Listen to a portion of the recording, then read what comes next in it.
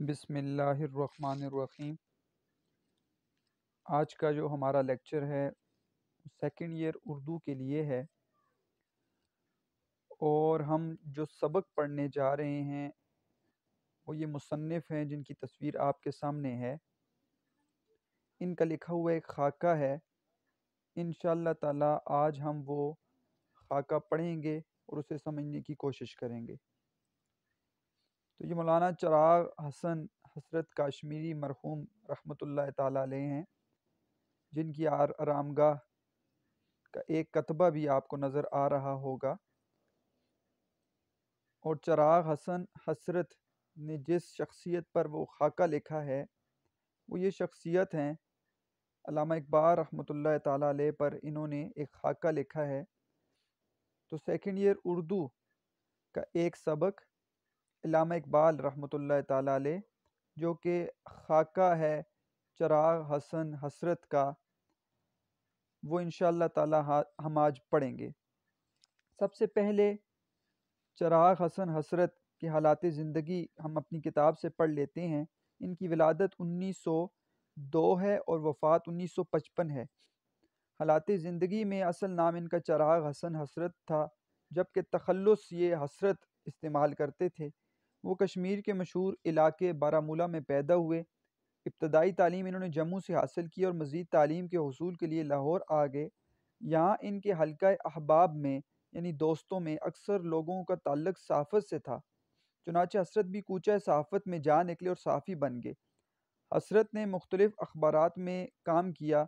उन्होंने सनदबाद जहाज़ी के नाम से फ़ुकाया कालम लिखना शुरू किए और फ़ुकाया कालम मिज़ाहिया कॉलम निगारी को कहा जाता है, यानी कि मिज़ाह निगारी में ये आला मुकाम रखते हैं। इन कालमों में हसरत की फ़ितरी सलाहियतें खुलकर सामने आईं। मुख्तलिफ़ अखबारात में काम करते हुए बिलाखिर रोज़नामा अमरोज़ से वाबस्ता हुए और आखिरी दम तक इसी से मुंसलिक रहे। तो इनके जो फ़ुकाया कालम हैं यानी मज़ाहिया जो कालम हैं वो बड़े ही मशहूर हैं और इस एतबार से ये जाने जाते हैं। हसरत एक मशहूर साफ़ी भी हैं और मकबूल आम जो है मिज़ाह निगार भी थे। ये शायर भी हैं, साफ़ी भी हैं, मिज़ाह निगार भी हैं, खाका निगार भी हैं, मज़मून निगार भी हैं।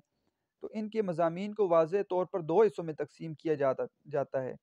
एक वो कालम जो अखबारात की ज़ीनत बनते रहे, दूसरे वो शख्सी खाके जो इन्होंने मुख्तलिफ़ शख्सियात के तारफ़ के तौर पर लिखे। तो दो एतबार से एक तो वो कालम है फ़ुकाया कालम जो मज़ाहिया कालम है जो अखबारात में ये देते रहे, और दूसरे ये शख्सी खाके इन्होंने लिखे हुए हैं। दोनों में हसरत की रवायती ज़राफ़त झलकती है और तंज़ो मिज़ाह ये करते रहते हैं। इनकी फ़ुकाया कालम नवीसी ने अखबारात की दुनिया में अहम रिवायात की बुनियाद डाली। इनके कालमों के मजमूए भी शाया हो चुके हैं। हसरत की ज़ुबान सादा, रवां और सलीस है, ये इनकी खुसूसियात में शामिल है और इनको अल्फाज और तराकीब के इस्तेमाल का ख़ास मलिका है, महारत है। खाका निगारी में इन्होंने ऐसी शख्सियात का इंतखाब किया जिनके साथ इनकी गहरी वाबस्तगी और खुलूस था, तो इसीलिए इन्होंने अल्लामा इकबाल रहमतुल्लाह अलैह पर खाका लिखा है।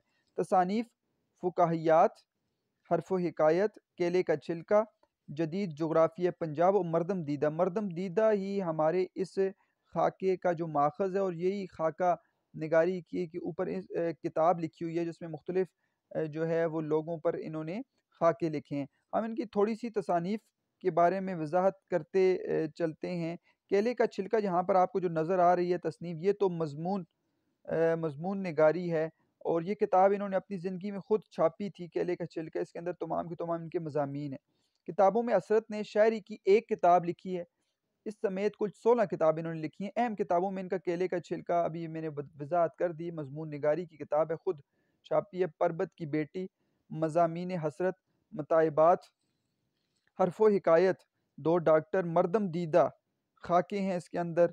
जो इस जो है वो खाका जो हम पढ़ने जा रहे हैं अल्लामा इकबाल, इसका माखज़ भी यही है। इकबाल नामा, जदीद जोग्राफ़िया पंजाब और बातें हुस्न यार की, ये शेरी इनका मजमूआ है। अब ये थोड़ा सा पढ़ते चलते हैं कि गो चिराग हसन हसरत आम तौर पर मिज़ाहिया कॉलम लिखने के लिए मशहूर थे, लेकिन इनको सिर्फ कालम निगार समझ लेना मुनासिब नहीं है। इन्होंने 4 जिल्दों में इस्लामी तारीख़ लिखी जो आम फ़हम तारीख़ों के ज़ुमरे में अव्वलीन शुमार की जानी चाहिए, तो तारीख़ निगार भी हैं इस एतबार से। कर्नल लॉरेंस पर नावल भी इन्होंने तहरीर की है। फ़ौजी ज़िंदगी के मज़ाहिया पहलू पर तोता राम की कहानी के उन्वान से फ़ौजी अखबार में कालम लिखे, जो किताबी शक्ल में भी शाया हुए। हफ्ता रोज़ा अखबार शिराज़ा 1930 और 1935 के दरमियान निकालते रहे, जो मानवियत और खुश ज़ौक़ी का एक मुनफ़रिद इज़हार लिए हुए था।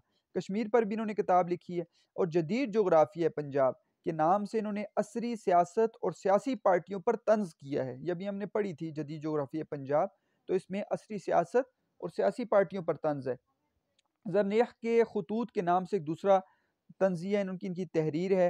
हिंदू माइथोलॉजी पर परबत की बेटी के नाम से इन्होंने किताब लिखी है। इनकी ज़िंदगी में इनके मज़ाहिया मज़ामीन का एक मजमुआ मताइबात शाया हुआ, और मौत के बाद दूसरा मजमुआ मज़ामीन हसरत के नाम से शाया हुआ है इनका। उन्होंने डॉक्टर और मरदम दीदा के नाम से अपने ज़माने के शख्सियात के शख्सी खाके भी इन्होंने शाया किए हैं। मौत के बाद इनके मज़ाहिया कालमों का मजमुआ हर्फ़ व हिकायत, ये इनकी अपनी किताब नहीं है, बल्कि ये जनाब ज़मीर जाफ़री साहिब ने इसको तदवीन मुदव्वन की है। हसरत ने उर्दू में एक नया उसलूब बयान ईजाद किया, जिसमें क्लासिक सकाफ़त और जदीद सलासत दोनों का एक शीरीं इम्तज़ाज था। ताज्जुब की बात यह कि इतने अज़ीम मुसन्निफ़ को इस तरह भुला दिया गया कि इसके कारनामे पर एक आध किताब तो क्या, एक आध मज़मून भी नहीं मिलता। न इनकी बरसी मनाई जाती है, और न इनकी याद में कोई ज़मीमा निकलता है। अलबत्ता मैंने मंटो का लिखा देखा है खाका, उन्होंने फिर लिखा इनके ऊपर, ठीक है, चिराग हसन हसरत के ऊपर एक खाका लिखा है मंटो ने, वो मेरी नज़र से गुजरा है। इनके कुछ अशार हम देखते हैं, गज़लें इनकी बड़ी खूबसूरत हैं, गज़लों से उठाए हुए अशार हैं कुछ, क्योंकि ये शायर भी हैं। तो गैरों से कहा तुमने, गैरों से सुना तुमने, कुछ हमसे कहा होता, कुछ हमसे सुना होता। एक इश्क का गम आफत, और इस पे ये दिल आफत, या गम न दिया होता या दिल न दिया होता। उम्मीद तो बंध जाती, तस्कीन तो हो जाती, वादा न वफा करते, वादा तो किया होता। आओ हुस्ने यार की बातें करें, जुल्फ की रुखसार की बातें करें। रात की बात का मज़कूर ही क्या, छोड़िए रात गई बात गई। कबूल इस बारगाह में इल्तिजा कोई नहीं होती, इलाही या मुझी को इल्तिजा करना नहीं आता। इस तरह कर गया दिल को मेरे वीरां कोई, ना तमन्ना कोई बाकी है न अरमा कोई।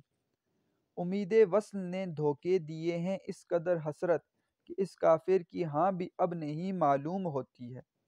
या रब गमे हिजरा में इतना तो किया होता, जो हाथ जिगर पर है वो दस्ते दुआ होता। तो बहुत ही खूबसूरत अशार चिराग हसन हसरत के हमने पढ़े हैं। अब हम अपनी किताब से इल्लामा इकबाल पर लिखा गया जो खाका है चिराग हसन हसरत का, इसको पढ़ते हैं। इसको इंशाअल्लाह मुकम्मल पढ़ने के बाद हम तमाम मशक़ी सवालात हल करेंगे, और फिर इसी जो है उन्वान से मुंसलिक अल्लामा इकबाल के भी इंशाअल्लाह अशार देखेंगे, ताकि वो अशार हमारी तशरीह के लिए या हमारे मशक़ी सवालात के लिए वो हमें ज़रूरत पड़ते हैं, वो भी हमारे पास होने चाहिए। तो Chirag Hasan Hasrat Allama Iqbal. McLeod road, McLeod road जो है ये लाहौर की मशहूर सड़क है, पर लक्ष्मी इंश्योरेंस कंपनी की इमारत से कुछ आगे सिनेमा है। सिनेमा से इधर एक मकान छोड़ के एक पुरानी कोठी है, जहाँ आजकल आंखों या दांतों का कोई डॉक्टर रहता है। किसी ज़माने में इल्लामा इकबाल यहीं रहा करते थे। तो वो जगह बता दी इन्होंने कि इल्लामा इकबाल कहाँ रहते थे। चुनाचे 1930 में यहीं पहली मर्तबा उनकी खिदमत में हाज़िरी का शर्फ़ हासिल हुआ, ये खुद उनसे मिले हैं। अब मैं भी इस तरफ से गुज़रता हूँ, तो इस कोठी के करीब पहुँचकर कदम रुकते मालूम होते हैं, और नज़रें बेख्तियार इसकी तरफ उठ जाती हैं। कोठी अच्छी खासी थी, सैन भी खासा कुशादा। एक तरफ शागिर्द पेशा यानी मुलाजमों की रहने की जगह, शागिर्द पेशा मुलाजमों की रहने की जगह के लिए 2-3 कमरे बने हुए थे, जिनमें इल्लामा इकबाल रहमतुल्लाह के नौकर चाकर अली बख्श, रहमान और दीवान अली वगैरह रहते थे। ये इल्लामा इकबाल के नौकर थे, अली बख्श, रहमान और दीवान। लेकिन कोठी की दीवारें सीधी थीं, यानी नमज़दा थीं, गीली थीं। प्लस्तर जगह जगह से उखड़ा हुआ था, छतें टूटी फूटी, मुंडेर की कुछ ईंटें अपनी जगह से इस तरह सरकी हुई थीं कि हर वक्त मुंडेर के ज़मीन पर आ रहने का खदशा होता था। मुंडेर किसको कहा जाता है?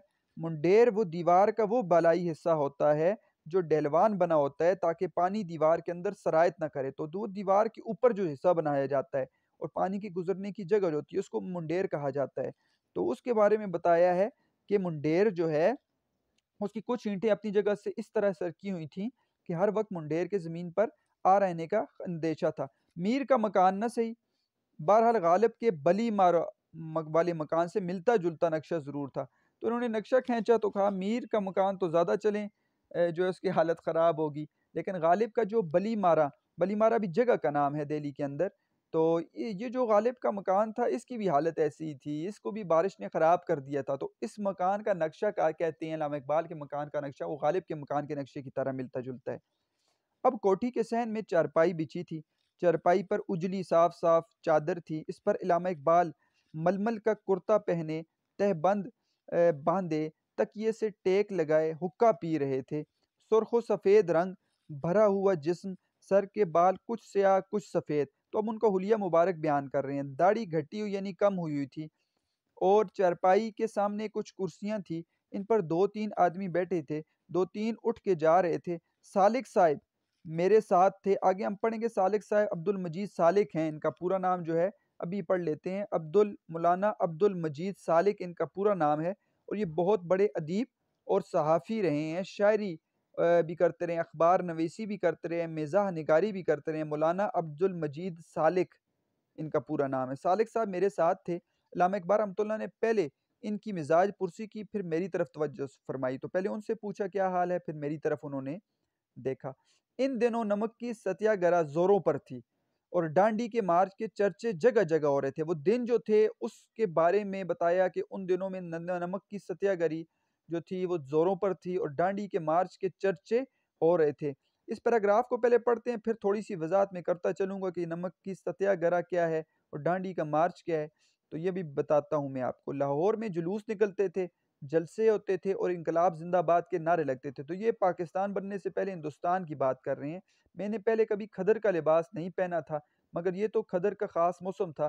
कुछ रवाजे आम खदर ख़ास जो है कपड़ा होता है, उसका लिबास कहते हैं, मैंने नहीं पढ़ा था तो पहना हुआ था कभी भी। और खदर खदर का ये ख़ास मौसम था। कुछ रवाजे आम का असर, कुछ किफ़ायत का ख्याल, मैंने भी यही लिबास पहनना शुरू कर दिया। जो खदर का लिबास जो है वो क्यों पहना, अभी मैं आपको बताता हूँ। यही डांडी के मार्च और नमक की सत्याग्रही के लिहाज से उस वक्त में खदर का सफ़ेद लिबास जो है वो लोगों ने, गांधी ने और उनके दोस्तों ने पहना हुआ था। मालूम होता है कि अल्लामा इकबाल का ज़हन मेरे खदर के लिबास से चरखे की तरफ, चरखे यानी कि चरखा जो सोत काटने का आला होता है, और चरखे से गांधी और गांधी से कांग्रेस की जानिब मुंतकिल हो गया, क्योंकि इस रस्मी तारफ़ के बाद उन्होंने जो गुफ्तगू शुरू की उसकी लपेट में गांधी, कांग्रेस और अहिंसा सब के सब आ गए। अब बात को समझिए। अब देखिए अल्लामा इकबाल की शख्सियत कैसी है। इस पैराग्राफ में ये बताया गया है कि असल में कहते हैं चिराग हसन हसरत, मैंने खदर का लिबास पहना हुआ था।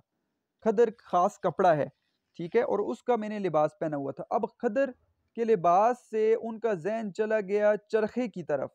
ठीक है, चरखे की तरफ क्यों गया, ये सारी बात अब हम पढ़ते हैं तो आपको बात सारी समझ आ जाएगी। पहले ये समझ लें कि ये नमक मार्च या डंडी मार्च या डांडी मार्च क्या है। अब नमक मार्च या डांडी मार्च, ये नमक मार्च इसको भी कहते हैं, ये तहरीक आज़ादी हिंद का अहम वाक़या है।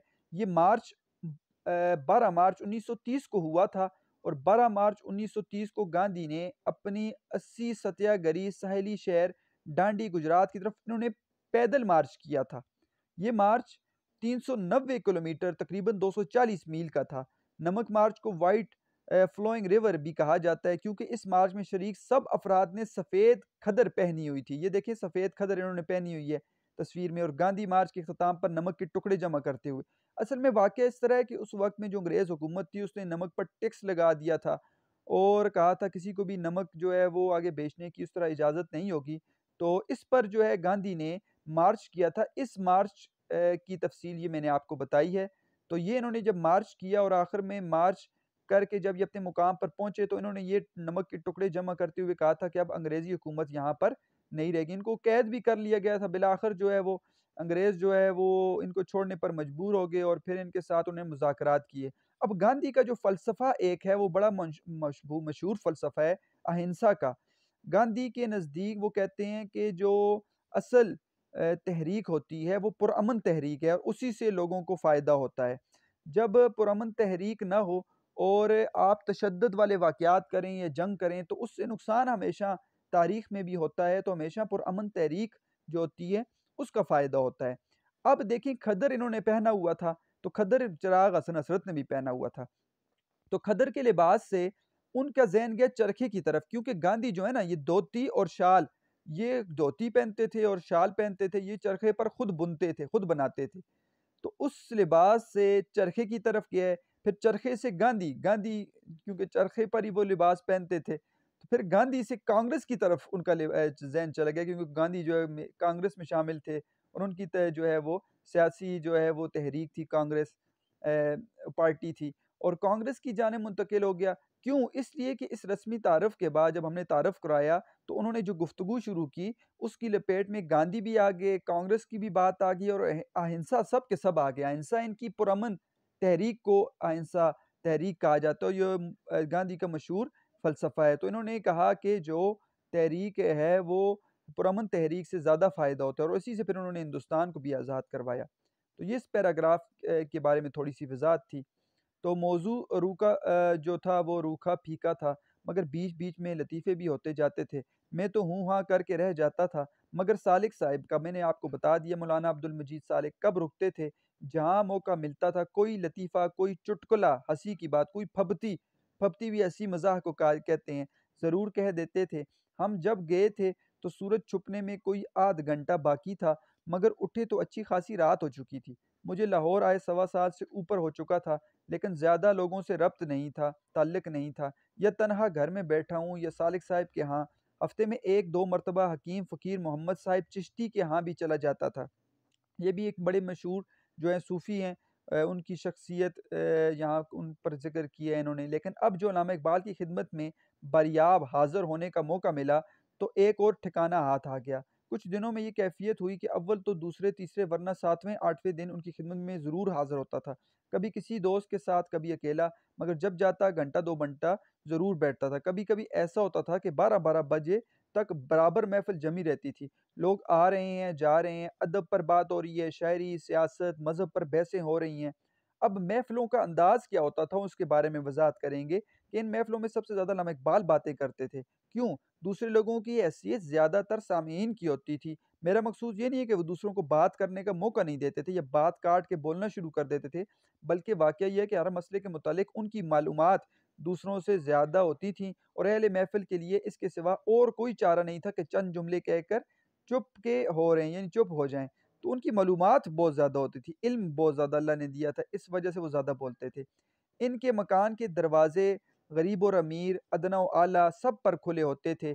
ना कोई हाजिब चौकीदार, ना दरबान, ना चौकीदार कोई बाहर खड़ा हुआ है, ना मुलाकात के लिए कोई कार्ड भिजवाने की ज़रूरत होती थी, ना तारुफ़ के लिए किसी वास्ते की हाजत होती थी। जो आता है कुर्सी खींच के बैठ जाता था, या तो खुद अपना तारुफ़ करा देता है, या चुपचाप बैठा बातें सुनता रहता है। अल्लामा इक़बाल रहमतुल्लाह बातें करते-करते थोड़ी देर के लिए रुकते हैं, तो उसकी तरफ तवज्जो फरमाते हैं और पूछते हैं, फरमाइए कहाँ से आना हुआ? वो अपना नाम बताता है, कोई हाजत होती है तो बयान कर देता है। तो खुद पूछ लेते थे, अगर कोई नहीं बताता था, तो बता देते थे अगले की हाजत ये है, या बता देते थे कि ये मसला है। डॉक्टर मोहम्मद दीन तासीर कहते हैं, सलमान तासीर के वालिद हैं, मशहूर आपने नाम सुना होगा सलमान तासीर का। ये भी एक बड़े अदीब हैं डॉक्टर मोहम्मद दीन तासीर। ये कहते हैं कि एक रात को मैं डॉक्टर साहब की खिदमत में हाज़िर था, कुछ और लोग भी बैठे थे, कि एक शख्स जिसके सर के बाल बड़े हुए थे और कुछ बदहवास मालूम होता था, आया और सलाम करके बैठ गया। अल्लामा इक़बाल कुछ देर के बाद इसकी तरफ मुतवज्जे हुए और कहने लगे, फरमाइए कहाँ से तशरीफ़ लाए? वो कहने लगा, यूँ ही आपसे मिलने चला आया हूँ। खुदा जाने अल्लामा इक़बाल ने इसके चेहरे से क्या मालूम कर लिया कि उसने खाना नहीं खाया या कोई और बात थी। बहरहाल उन्होंने पूछा, खाना खाइएगा? उसने जवाब दिया, जी हाँ, खिला दीजिए। अल्लामा इक़बाल ने अली बख्श नौकर हैं इनके, उनको बुलाकर कहा, उन्हें दूसरे कमरे में ले जाकर खाना खिला दो। ये सुनकर वो कहने लगा, मैं खाना यही खाऊँगा आपके पास। गर्ज़ अली बख्श ने वहीं दस्तरख़्वान बिछाकर उसे खाना खिलाया। वो खाना खा के भी ना उठा और वहीं चुपचाप बैठा रहा। रात अच्छी खासी हो जा चुकी थी, इसलिए मैं उसे वहीं छोड़ के घर चला आया। दूसरे दिन लामा की खिदमत में हाज़िर हुआ तो मैंने सबसे पहले यही सवाल किया, क्यों डॉक्टर साहब, रात को जो शख्स आया था उसको क्या हुआ? कहने लगे, तुम्हारे जाने के बाद मैंने उससे कहा कि आप सो जाइए, लेकिन वो कहने लगा कि आपके कमरे में पड़ा रहूँगा। चुनांचे अली बख्श ने मेरे कमरे के दरवाज़े के साथ उसी चारपाई बिछा दी। सुबह सवेरे उठकर वो कहीं चला गया। तो ऐसी-ऐसी अजीब जो है वाक़यात भी होते थे और शख्सियात भी आती थी। तो अल्लामा इक़बाल रहमतुल्लाह ताला अलैह एक बड़ी शख्सियत थी, और उनके साथ अजीब व गरीब जो हैं वाक़यात भी होते रहते हैं थे, जो किताबों में लोगों ने बयान भी किए हैं। इनसे जो लोग मिलने आते थे, उनमें कुछ तो रोज़ के आने वाले थे, कुछ दूसरे, तीसरे, कुछ 7वें, 8वें दिन आते थे। बहुत से लोग ऐसे थे जिन्हें उम्र भर में सिर्फ़ 1 आध मर्तबा इनसे मिलने का मौका मिला, फिर भी इनके यहाँ हर वक़्त मेला-सा लगा रहता था। जब जाओ 2-3 आदमी बैठे हैं, कोई सिफ़ारिश कराने आया है, कोई किसी शहर के मानी पूछ रहा है, किसी ने आती सियासियात के मुतालिक बहस छेड़ दी है और कोई मज़हब के मुतालिक अपने शकूक बयान कर रहा है। लोग आते थे, इल्म के ज़रिए उनसे बातें करते रहते थे। अक्सर लोग जो बाहर के किसी शहर से लाहौर की सैर करने आते थे, उनकी कोठी पर हाज़िर होना वाजिबात यानी ज़रूरी समझते थे। क्योंकि लाहौर आके डॉक्टर इकबाल को ना देखा तो क्या देखा? ऐसे लोग भी थे जो इनके नाम के साथ डॉक्टर लिखा देखकर इनसे इलाज कराने आ जाते थे। तो मज़ाहिया तौर पर कह रहे हैं और हकीकत में भी ये होता था। लोग समझते थे कि डॉक्टर जो हैं, ये इस वजह से क्योंकि डॉक्टर एमबीबीएस हैं या कोई दाँतों के डॉक्टर हैं। हालाँकि डॉक्टर जो हैं इन्होंने क्योंकि पीएचडी की हुई थी और फ़लसफ़े में इन्होंने डिग्री हासिल की थी, इनको इसलिए डॉक्टर अल्लामा इकबाल लिखा जाता है। चुनांचे एक मर्तबा एक शख़्स इनसे दाँत निकलवाने चला आया। जब उसे मालूम हुआ डॉक्टर इकबाल रहमतुल्लाह तआला इलाज नहीं करना जानते, तो बहुत हैरान हुआ और कहने लगा, ये कैसे डॉक्टर हैं जिन्हें दाँत निकालना भी नहीं आता। बहुत से लोग ऐसे भी हैं जिन्हें अल्लामा इकबाल ने मिलने और इनकी बातें सुनने का इश्तियाक यानी शौक उम्र भर रहा, मगर इनकी खिदमत में हाज़िर होने की जुर्रत ना थी। इसकी वजह ये थी कि इन लोगों को इनकी तबीयत का हाल मालूम नहीं था। वो इनकी अज़मत के ज़िक्र अज़कार सुनकर और इनके नाम के साथ सर जैसा पुर्रोब खिताब देखकर दिल में समझते थे कि इनके हुज़ूर में हम ऐसे गरीब लोगों की रसाई कहाँ। तो लोग समझते थे कि सर डॉक्टर अल्लामा इकबाल बड़ी शख्सियत है, तो इससे मिलने नहीं आते थे और कहते थे ये बड़ी शख्सियत होंगे, कहाँ मिलेंगे हमें, लेकिन ऐसी शख्सियत ये नहीं थे। मेरे एक अजीज़ दोस्त जो अल्लामा इकबाल के सच्चे अकीदतमंद थे, इनकी वफ़ात से कोई 2 महीने के बाद मुझसे मिलने आए और जब तक बैठे रहे उन्हीं का ज़िक्र करते रहे। जब उन्हें मेरी ज़ुबानी मालूम हुआ कि अल्लामा इकबाल से हर शख्स मिल सकता था, तो इन्होंने बेइख्तियार रोना शुरू कर दिया और कहने लगे तुमने मुझे पहले क्यों नहीं बताया? मुझे कई साल से इनकी खिदमत में हाज़िर होने की तमन्ना थी मगर हौसला नहीं पड़ता था। जी मैं सोचता था कि किसी तकरीब के बगैर कैसे मिलूँ? क्या अजब है कि वो मिलने से इनकार ही कर दें। कई दफ़ा इस शौक में इनकी कोठी तक गया मगर अंदर कदम रखने की हिम्मत ना पड़ी, इसलिए बाहर से ही उल्टे पाँव लौट आया यानी वापस हो गया। तो ऐसे-ऐसे लोग थे जो समझते थे कि ये बड़ी शख्सियत है, नहीं मिलते होंगे। तो हिम्मत ही नहीं होती थी, हालाँकि अल्लामा इकबाल हर एक से मिलते थे। अल्लामा इकबाल बहुत सीधी-सादी ज़िंदगी बसर करते थे। अब इनकी ज़िंदगी के बारे में बयान कर रहे हैं। घर में तो वो हमेशा तहबंद, ठीक है, और कुर्ते में नज़र आते थे। अलबत्ता बाहर निकले तो कभी-कभी कोट पतलून भी पहन लेते थे, कभी-कभी फ्रॉक कोट जो है ना अंग्रेज़ी, वो भी पहना करते के उसके साथ शलवार पहनते थे और तुर्की टोपी भी ये पहनते थे। और विलायत जाने से पहले, ये बाहर जाने से पहले, इंग्लैंड जाने से पहले वो पंजाबियों का आम लिबास पहनते थे, आम लिबास भी पहनते थे। यानी कभी मशहदी लुंगी, मशहद यानी ईरान के शहर की तरफ मंसूब है। ये ख़ास एक लुंगी है जो वो पहन जाते थे, उसके साथ फ़्राक जो है ना वो कोट भी पहनते थे और शलवार जो है कभी सफ़ेद मलमल की पगड़ी भी पहनते थे।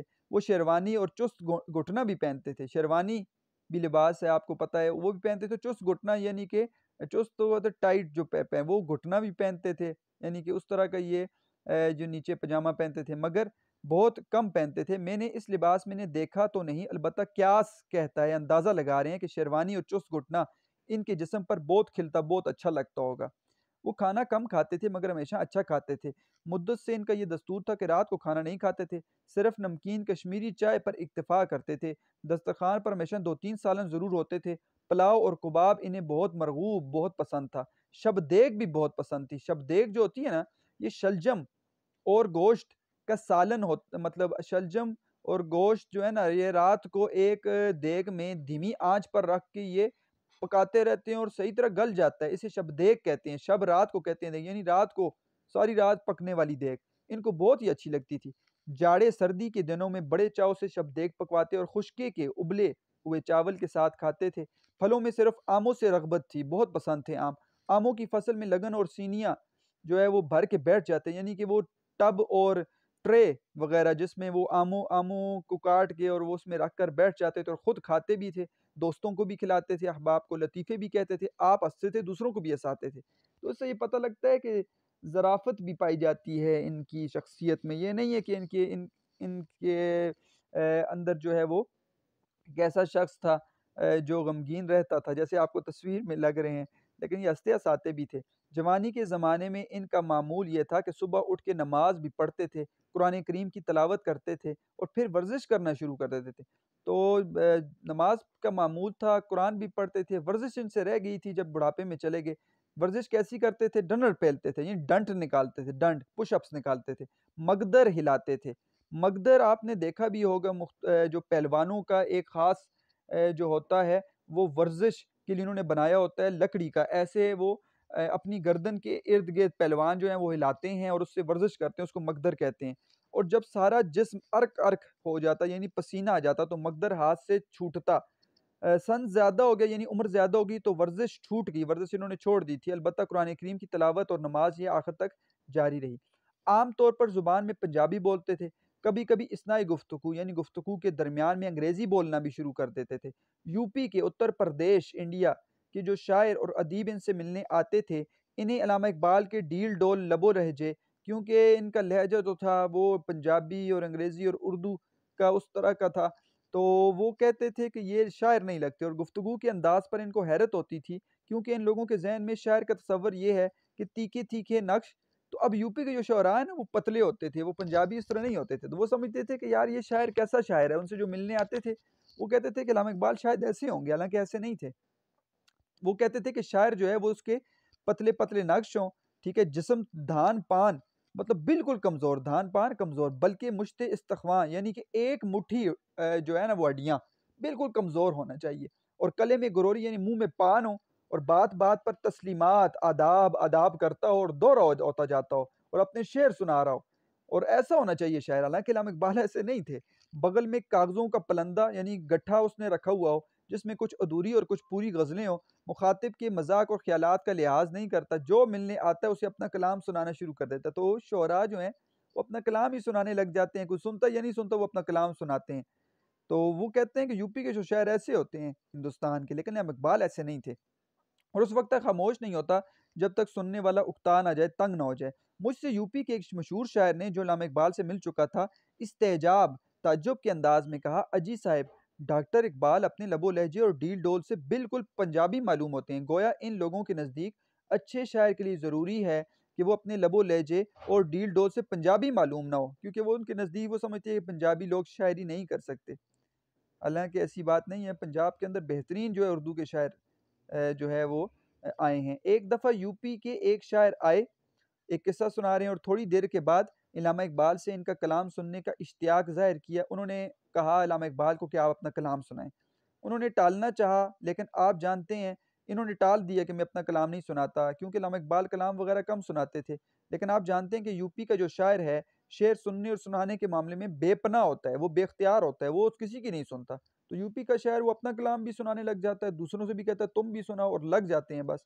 उन्होंने अल्लामा मरहूम के अफ़कार को शायराना इंकिसार समझा, क्योंकि मरहूम अल्लामा जो थे उनका एक ख़ास फ़िक्र, सोच थी। वो खुद कहते थे मैं शायर नहीं हूँ, मेरा ये एक फ़लसफ़ा जो हयात का, ज़िंदगी का है, और मेरी जो शायरी है उससे मैं लोगों को एक दर्स देना चाहता हूँ।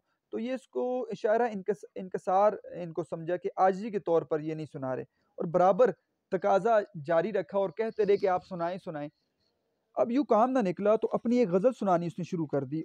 तो इल्हाम इकबाल ने ना सुनाई, इसने खुद सुनाई। इल्हाम इकबाल कुछ देर तो चुपचाप बैठे सुनते रहे, लेकिन जब देखा कि मुद्दई जो शायर है वो दाद का भी तालिब है, वो चाहता है कि वाह-वाह की जाए, तो उनसे ज़ब्त ना हो सका, उनसे बर्दाश्त ना हो सका इल्हाम इकबाल से, तो साफ़ कह दिया कि इस किस्से को जाने दीजिए, मैं शेर सुनने-सुनाने का कायल नहीं हूँ। मुझे नहीं शौक, मैं ना शेर सुनता हूँ, सुनाता हूँ। वो थोड़ी देर चुप के बैठे रहे, फिर उठ के चले गए, मगर इनके तेवरों से, अंदाज़ से साफ़ मालूम होता था कि यहाँ से निकलते ही खुदकुशी कर लेंगे। वो इस मामले में वो हक़ बजानिब भी थे, क्योंकि यूपी का शायर हो और शायर से मिलने के लिए जाए, उसके साथ ऐसा वाक़या हो जाए, तो ऐसे उठ के गया जैसे लगता था कि वो खुदकुशी कर लेगा अब जाकर। उन्हें यकीनन उम्र भर में कभी इस किस्म के शायर से साबका यानी वास्ता नहीं पड़ा होगा। जी में कहते होंगे कि ये कैसे शायर हैं, जो ना शेर सुनते हैं, ना सुनाते हैं, ना दाद लेने का शौक है, ना दाद वाह-वाह करने का शौक है, ना वाह-वाह सुनने का शौक है। अल्लामा इकबाल जवानी में कहते हैं कभी-कभार मुशायरों में भी शरीक हो जाते थे। मुशायरों में जवानी में जाते लेते थे, लेकिन आहिस्ता-आहिस्ता इन्होंने इसके इज्तिमात से नफ़रत से हो गई थी, मुशायरों में शरीक नहीं होते थे। एक दिन मुशायरों का ज़िक्र आ गया, तो फरमाया उर्दू शायरी को इन मुशायरों ने खोया। ठीक है? इन उर्दू शायरी को मुशायरों ने खोया, यानी मुशायरों ने उर्दू शायरी को ख़राब कर दिया। मैंने पूछा वो कैसे? कहने लगे मुशायरों में बुरे-भले सब शरीक हो जाते हैं, अच्छे-भले जो है ना, अच्छे शायर भी होते हैं और बुरे भी शायर, और दाद को शेर के हुस्नो कब का मयार समझा जाता है, यानी जिस शेर पर जितनी दाद दी जाए, वाह-वाह की जाए, तो लोग समझते हैं ये सबसे बेहतरीन शेर है।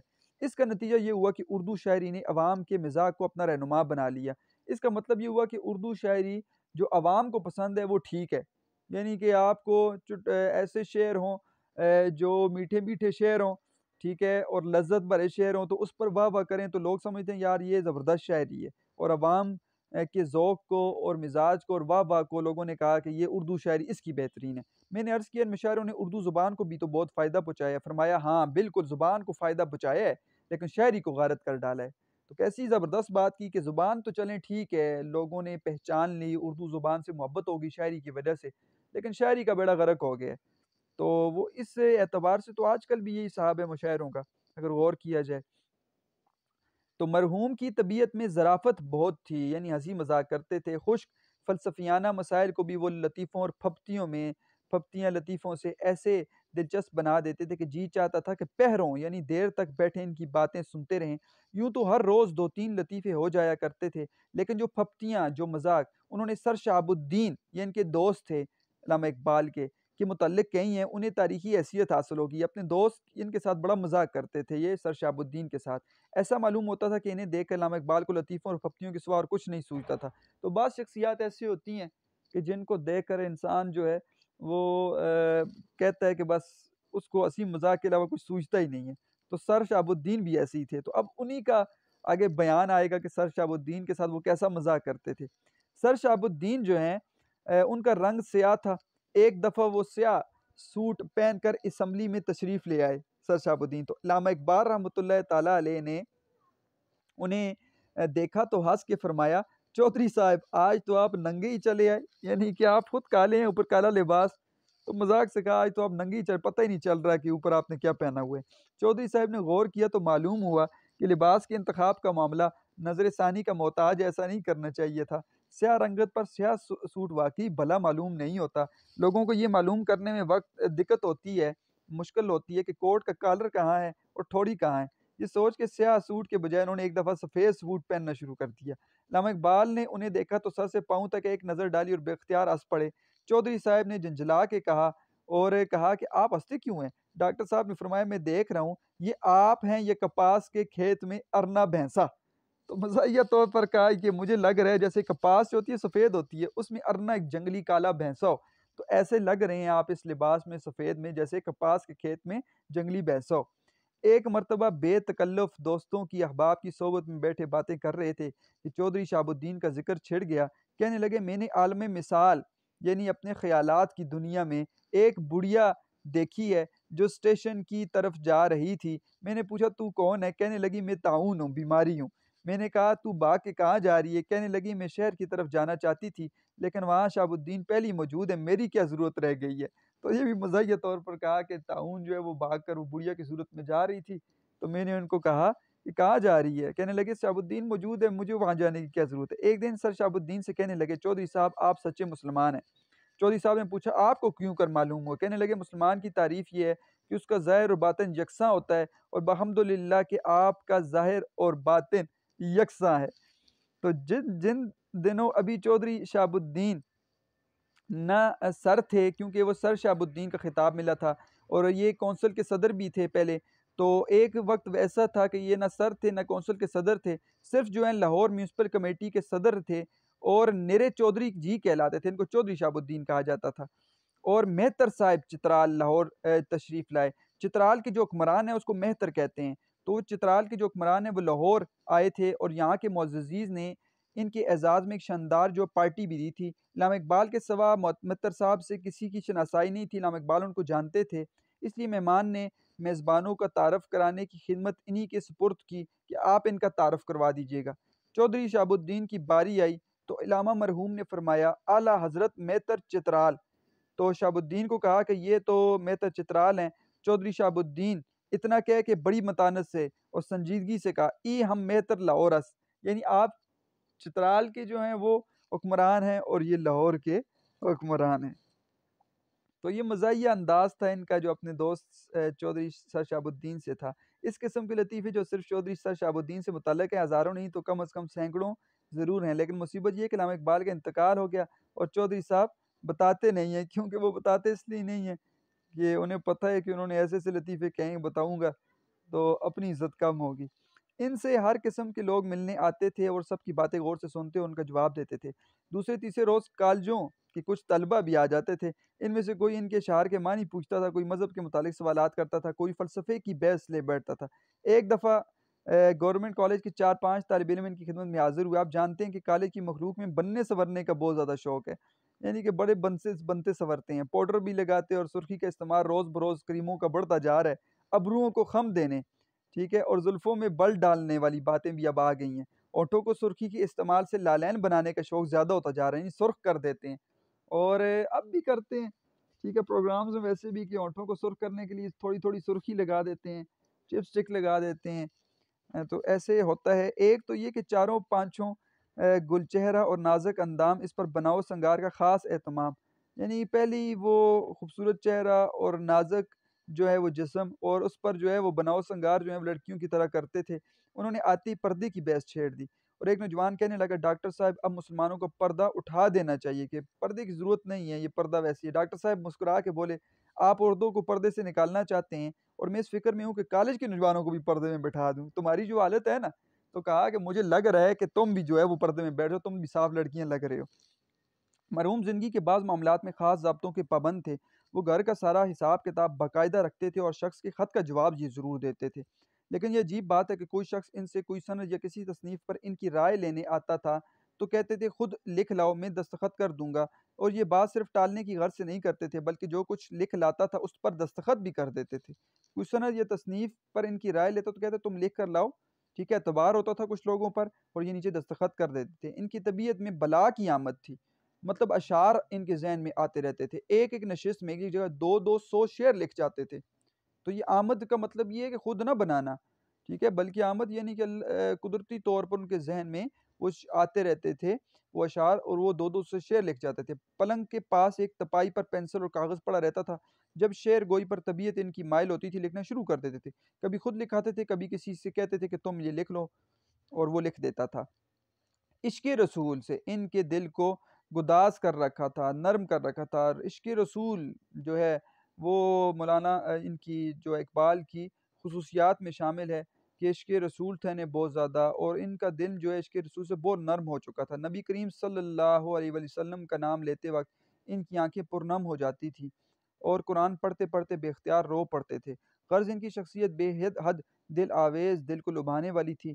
जिन लोगों ने सिर्फ़ इनका कलाम पढ़ा है और इनसे मिलने नहीं आए, तो वो इक़बाल के आला कमालात से बेख़बर हैं, उनको पता नहीं है। मौत से कोई 2.5 साल पहले वो म्यू रोड पर अपनी नौ तामीर कोठी में उठ गए। वहाँ गए अभी थोड़े दिन जो है वो हुए थे कि उनकी बेगम साहिबा का इंतकाल हो गया। उन्हें इस वाक़ये का बहुत सदमा हुआ। मैंने इस हालत में इन्हें देखा कि मरहूमा की कब्र खोदी जा रही है और वो पेशानी पर हाथ रखे पास ही बैठे हैं, अफ़सोस के साथ। इस वक़्त वो बहुत बूढ़े मालूम हो रहे थे। कमर झुकी हुई थी और चेहरा जो था इनका ज़र्द हो चुका था। इस वाक़ये के बाद इनकी सेहत बराबर बिगड़ती चली गई। आखिर 21 अप्रैल 1938 को इंतकाल किया और शाही मस्जिद के बाहर दफ़न हुए। तो ये हैं शख़्सियत के ऊपर ख़ाका लिखा चिराग हसन हसरत ने और मरदम दीदा किताब है ख़ाके की, वो इसमें शामिल ये ख़ाका है। मशक़ी सवालात को हम देखते हैं तो इसमें अलिफ, बे, जीम, दाल, हे 5 सवालात हैं और इन पाँचों सवालात को हम मुख़्तसर पढ़ने की कोशिश करते हैं और देखते हैं कि इनके जवाब क्या हैं। हमने इस चीज़ों को उन तमाम चीज़ों को अपने सबक में पढ़ लिए है। तो अल्लामा इक़बाल के घर होने वाली महफ़िलों का हाल लिखें। अल्लामा इक़बाल एक महफ़िल पसंद आदमी थे। उनके घर पर हर तरह की महफ़िलें मुनक़्क़िद होती थीं और इन महफ़िलों में हर तरह के लोग शरीक होते थे। चिराग हसन हसरत ने अपने ख़ाके अल्लामा इक़बाल में इन महफ़िलों की तफ़सील बयान की है। मुलाकाती आते थे जी, उनके मकान के दरवाज़े गरीब और अमीर, अदना वाला सब पर खुले थे। ना कोई मुहाफ़िज़, ना दरबान, ना मुलाकात के लिए कार्ड भिजवाने की ज़रूरत, ना तारुफ़ के लिए किसी वास्ते की हाजत। जो आता है कुर्सी खींच के बैठ जाता है या खुद अपना तारुफ़ करा देता है या चुपचाप बैठा बातें सुनता रहता है। इनसे जो मिलने-मिलाने आते थे, उनमें कुछ तो रोज़ के आने वाले थे, कुछ दूसरे, तीसरे, कुछ 7वें, 8वें दिन आते थे। उनके यहाँ हर वक़्त एक मेला सा लगा रहता है। मौज़ूआत दूसरी हेडिंग। इक़बाल की महफ़िलों में हर मौज़ू पर बात होती थी। कोई शेर के मानी पूछ रहा है, किसी ने आती सियासत के मुतालिक बहस छेड़ दी और कोई मज़हब के मुतालिक अपने शकूक बयान कर रहा है। इक़बाल का तर्ज़ अमल, इन महफ़िलों में सबसे ज़्यादा अल्लामा इक़बाल बातें करते थे। दूसरे लोगों की हैसियत ज़्यादातर सामीन की होती थी। इससे ये मतलब नहीं कि वो दूसरों को बात करने का मौका नहीं देते थे या बात काट के बोलना शुरू कर देते थे, बल्कि वाक़या ये है कि हर मसले के मुतालिक इनकी मालूमात दूसरे से ज़्यादा होती थी और अहले महफिल के लिए इसके सिवा और कोई चारा नहीं था कि चंद जुमले कहकर खामोश हो जाएं। रंगे महफिल इकबाल की तबीयत में ज़राफ़त पाई जाती थी। जहाँ मौका मिलता था कोई लतीफ़ा, कोई चुटकुला, कोई फप्ती ज़रूर कह देते थे। इकबाल के घर होने वाली ये महफिलें अक्सर सहपहर को शुरू होती थी और आधी रात तक चलती रहती थी। इकबाल खुद भी लुत्फ़ उठाते थे और दूसरे लोगों से भी मुस्तफ़ीद होते थे। दूसरा सवाल देखते हैं कि शेर सुनने और सुनाने के मामले में यूपी के शुअरा का क्या तर्ज़ अमल है? तो चिराग हसन हसरत ने खाके राम इकबाल में यूपी के शुअरा के बारे में लिखते हुए कहा कि यूपी का शायर जो होता है वो सुनने सुनाने के मामले में बेशक बेपनाह होता है। तो पहली हेडिंग आप यहाँ पर दे सकते हैं बेपनाह होना। तो बेपनाह होता है वो किसी फरमाइश के बगैर अपना कलाम सुनाना शुरू कर देता है और साथ ही दाद का तालिब होता है। तो दाद का तालिब होना दूसरी हेडिंग आप दे सकते हैं। एक मर्तबा यहाँ पर आप वाक़े की हेडिंग दें कि एक मर्तबा एक शायर इल्हाम इकबाल के पास आया और अपना कलाम सुनाना शुरू किया। वो इल्हाम इकबाल से भी दाद की तवक्को कर रहा था, लेकिन जब उन्होंने साफ कह दिया कि इस किस्से को जाने दीजिए, मैं शेर सुनने और सुनाने का कायल नहीं हूँ, तो इस पर वो शायर बहुत गुस्सा होकर उनके घर से चला गया। उनके तेवरों से साफ मालूम होता था कि यहाँ से निकलते ही खुदकुशी कर लेंगे। सर शहाबुद्दीन कौन थे? तो यहाँ पे सर शहाबुद्दीन की हेडिंग दें और सबसे पहले लिखें कि गहरे दोस्त।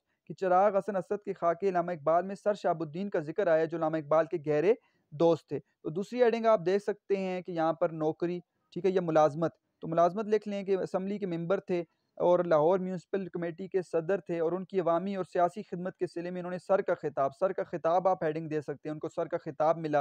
इल्हामा इकबाल हमेशा उनसे बहुत बेतकल्फ़ी से पेश आते थे, उनको देखते ही इल्हामा इकबाल का जो रग मिज़ाज है वो फड़क उठती थी, उनके बारे में लतीफ़े कहते थे, लेकिन वो बुरा नहीं मनाते थे। तो इल्हामा इकबाल के साथ उनकी दोस्ती और बेतकल्लुफ़ी की भी हेडिंग दे सकते हैं। तो छोटी-छोटी हेडिंग से आप देकर ये सवाल करें, उससे ज़्यादा बेहतर लगेगा सवाल। अल्लामा इकबाल के उन दोस्त अहबाब के नाम लिखें जिनका ख़ास ज़िक्र इस खाके में आया है।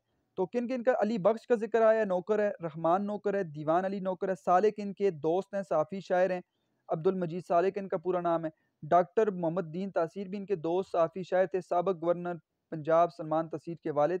सर शहाबुद्दीन दोस्त भी थे, इनके असम्बली के मेंबर थे, लाहौर म्यूनसिपल कमेटी के सदर थे। मौलाना ग्रामी दोस्त नसर निगार और शायर थे। मेहतर साहब ये इनके भी दोस्त और चित्राल के हुक्मरान को कहा जाता है। मैं इस फ़िक्र में हूँ कि कॉलेज के नौजवानों को भी पर्दे में बिठा दिया जाए। इल्हामा इकबाल ने जुमला क्यों कहा?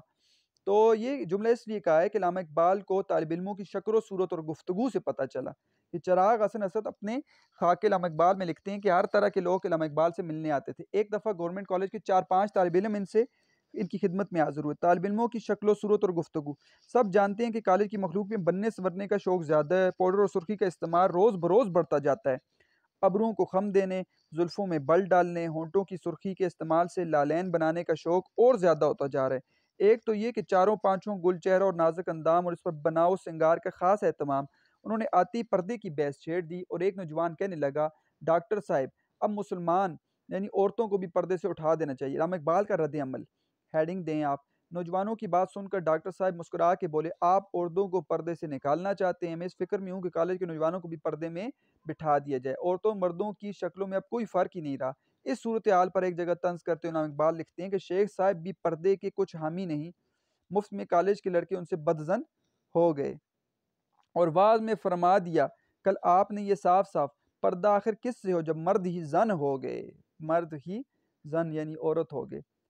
इस मज़मून में इल्हामा इकबाल की ज़िंदगी के चंद पहलुओं पर रोशनी डाली गई है और उस पर तफ़सीली नोट लिखे हैं। हज़ारों साल नरगिस अपनी बेनूरी पे रोती है, बड़ी मुश्किल से होता है चमन में दीदावर पैदा। इल्हामा इकबाल जैसे अज़ीम लोग कहीं सदियों में पैदा होते हैं जो अपनी कौम की तकदीर को बदल कर रख देते हैं।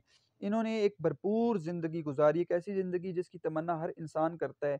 चिराग अनस हसन हसरत ने अपने खाके इल्हामा इकबाल में उनकी शख्सी, मजलिसी और घरेलू ज़िंदगी के मुख्तलिफ पहलुओं पर रोशनी डाली है जिसकी तफसील ये है। सबसे पहले उसके हुलिये के ऊपर बयान किया है कि इल्हामा इकबाल मज़बूत जिस्म के मालिक थे, सुर्ख़ व सफ़ेद रंगत रखते थे, सर के बाल कुछ स्याह कुछ सफ़ेद थे, दाढ़ी मुंडी होती थी। लिबास, दूसरी हेडिंग, इल्हामा इकबाल सादा ज़िंदगी गुज़ारने और सादा लिबास पहनते थे। घर में तहबंद और कुर्ता, जबकि बाहर कोट पतलून पहनते थे। कभी फ़्रॉक कोट के साथ शलवार और तुर्की टोपी होती थी। कभी सफ़ेद पगड़ी सर पर रख लेते थे और कभी शेरवानी और चुस्त घुटना भी पहनते थे। खुराक, तीसरी हेडिंग, इल्हामा इकबाल खुश खुराक थे, थोड़ा खाते पर अच्छा खाते थे। मुझको मालूम ये था कि रात का खाना जो है वो ना खाते थे, सिर्फ नमकीन चाय पी लेते थे। शबदेग बहुत पसंद थी। जाड़े में ख़ास तौर पर बनवाते और फलों में आमों से रग़बत थी, खुद भी शौक से खाते, दूसरों को भी खिलाते। मकान की हालत, उनकी कोठी बहुत बड़ी थी, उनका सहन भी अच्छा खासा था। एक तरफ नौकरों के कमरे थे, जिनमें उनके नौकर अली बख्श, रहमान, दीवान वगैरह रहते थे, लेकिन कोठी की दीवारें सिली यानी कि गीली हुई थीं। प्लस्तर जगह-जगह से उखड़ा हुआ था, छतें टूटी-फूटी थीं। मुंडेर की कुछ ईंटें अपनी जगह से इस तरह सरकी हुई थीं, हिली हुई थीं कि हर वक़्त मुंडेर के ज़मीन पर आ रहने का अंदेशा रहता था। जवानी का मामूल हेडिंग जवानी में उनका मामूल ये था कि सुबह उठ के नमाज़ पढ़ते, कुरान करीम की तिलावत करते, फिर वर्जिश करना शुरू करते और सारा जिस्म पसीना-पसीना हो जाता तो बस कर देते। लेकिन उम्र जब ज़्यादा होगी तो वर्जिश छूट की, अलबत्ता कुरान करीम की तिलावत आखिर तक जारी है। मुलाकाती इनके दरवाज़े गरीब और अमीर, अदना वाला सब पर खुले थे। ना कोई मुहाफ़िज़, ना दरबान, ना मुलाकात के लिए कार्ड भिजवाने की ज़रूरत, ना तारुफ़ के लिए किसी वास्ते की ज़रूरत, ना जो आता कुर्सी खींच के बैठ जाता, खुद अपना तारुफ़ करा देता। चुपचाप बैठता, बातें सुनता रहता और अक्सर ये महफ़िलें रात गए तक जारी रहती। मौज़ूए गुफ्तगू अदब, सियासत, मज़हब और शायरी जैसे मौज़ूआत आपकी महफ़िलों में ज़ेर बहस रहते। इन मौज़ूआत पर ज़्यादा बातें वो खुद करते, दूसरे लोगों की हैसियत ज़्यादातर सामीईन, सुनने वालों की होती थी। इसकी वजह ये है कि आपके पास हर मौज़ू पर ज़्यादा मालूमात होती थी। अशार की आमद उनकी तबीयत में बला की आमद थी। एक-एक नशिस्त में 2-2 सौ अशार लिख देते थे। पलंग के एक मेज़ पर पेंसिल और कागज़ पड़ा रहता था। जब शेर गोई पर तबीयत माइल होती थी तो लिखना शुरू कर देते थे। कभी खुद लिखते, कभी किसी और को कहते तुम लिख लो। मुशायरों में शिरकत अल्लामा इकबाल जवानी में कभी कभार मुशायरों में शरीक हो जाते थे, लेकिन बाद में उन्हें इन महफिलों से नफरत हो गई थी। फरमाते थे उर्दू शायरी को इन मुशायरों ने खोया। मुशायरों में हर किस्म के लोग होते हैं और दात को शेर की खूबी या खामी का मैार समझते हैं। इन मुशायरों ने ज़मान को तो फ़ायदा पहुँचाया, लेकिन शायरी को तबाह व बर्बाद कर डाला। ज़राफ़र उनकी तबीयत में ज़राफ़त बहुत थी। खुश्क फ़लसफ़ियाना मसाइल को भी लतीफ़ों से दिलचस्प बना देते थे। सर शहाबुद्दीन उनके करीबी दोस्त थे, उनके बारे में अक्सर वो लतीफ़े कहते रहते थे। आम मामूलात ज़िंदगी इकबाल आम मामूलात ज़िंदगी में ख़ास ज़ाब्तों के कायदों के पाबंद थे। वो घर का सारा हिसाब किताब बाकायदा रखते थे और हर शख्स के ख़त का जवाब ज़रूर देते थे। इश्क़ रसूल से उनके दिल को गुदाज नरम कर रखा था। नबी करीम सल्लल्लाहु अलैहि वसल्लम का नाम लेते वक्त उनकी आंखें पुरनम हो जाती थी और कुरान पढ़ते पढ़ते बेख्तियार रोना शुरू कर देते थे। सेहत की खराबी मौत से 2 ढाई साल पहले उनकी बेगम साहिबा का इंतकाल हो गया। उन्हें इस वक्त का बहुत सदमा हुआ इस वाक़ये के बाद उनकी सेहत बराबर बिगड़ती चली गई और आखिरकार 21 अप्रैल जो है 1938 को इंतकाल कर गए और शाही मस्जिद के बाहर दफन हुए। ये सारी की सारी बात आपको यहाँ पर मिल गई।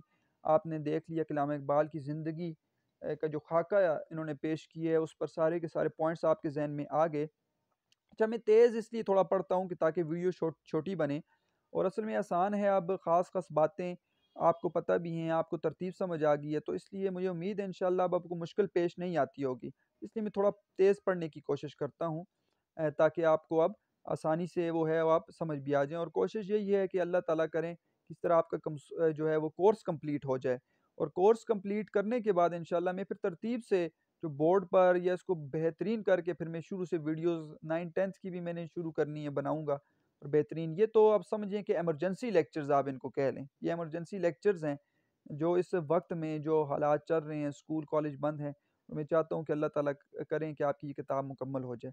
हम इल्लामा इकबाल के अशार देखते हैं, बहुत ज़्यादा अशार थे, लेकिन मैंने कोशिश की कुछ अशार जो ख़ास है उनको जमा कर लूँ ताकि इस सबक के लिहाज से आपके पास अशार भी आ जाएँ जो तशरीह के वक़्त काम आएँ और जो आपको आप लिख भी सकते हैं इनको अपने मशक़ी सवालात के अंदर।